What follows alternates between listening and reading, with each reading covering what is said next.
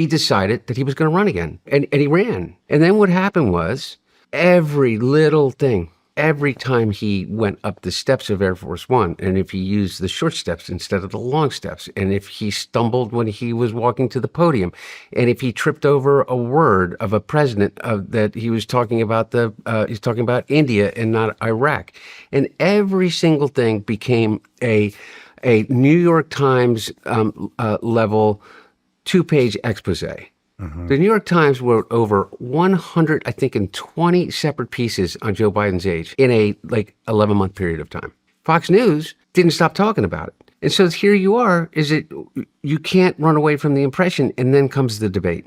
And that was a complete and utter disaster. And he recovered in the debate. If you go back and watch the debate, he recovered in the debate and was able to, get through the debate, but it reinforced every preconceived notion that people had, whether you loved him or hated him. So then he's got to make a decision about whether or not he's going to stay in the race. And primary's over. He overwhelmingly won. He'd gotten a challenge from Dean Phillips. Anyone could have run against him. Anybody in the party could have run against him. And no one did. Why didn't they?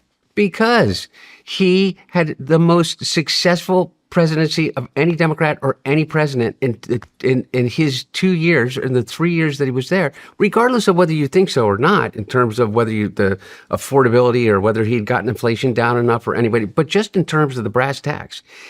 I mean, look at what he did as it relates to NATO. He was able to negotiate you may disagree with us strengthening NATO, but he was able to bring Sweden and Finland into NATO, the first separate new members of NATO since the pact was created in 1948. I mean, whatever your position on the things that he did them exceedingly well and accomplished them. And he had mistakes like every other president has had.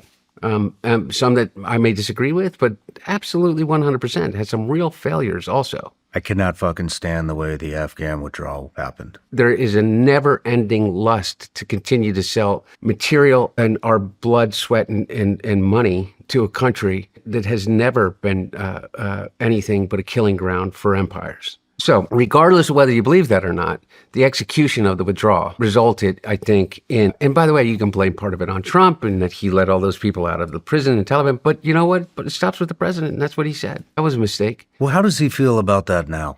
Same way that I do, is more, and I don't want to speak for my dad, but I know my dad is crushed by that, crushed by it, just absolutely crushed. I don't, when did we lose the idea that would be a surprise to anybody? Like, for instance, I disagree with George Bush on a lot of shit when he was president, but I never, ever, ever questioned whether or not was a patriot. Patriot, what does that even mean? Is that if he could, he would do anything that he could to protect people that we send to serve in harm's way for our freedom. I just believe that. It doesn't make it any easier for the people that have lost people, for the families that have lost people, for the brothers or sisters or dad. I mean, shit. I don't know for certain that my brother's brain cancer was the direct result of the burn pits that he lived by for a year in Iraq when he was there. Bet you had something to do with it. Oh, I'll bet it had something to do with it. That's not like being shot, and I'm positive it had something to do with it. But I mean, I don't want to, the point being is, I think that there's a lot of things that you can't imagine, the kinds of decisions that you have to make as a president, and that if you have a heart and you care, is just must be so overwhelmingly beyond comprehension difficult.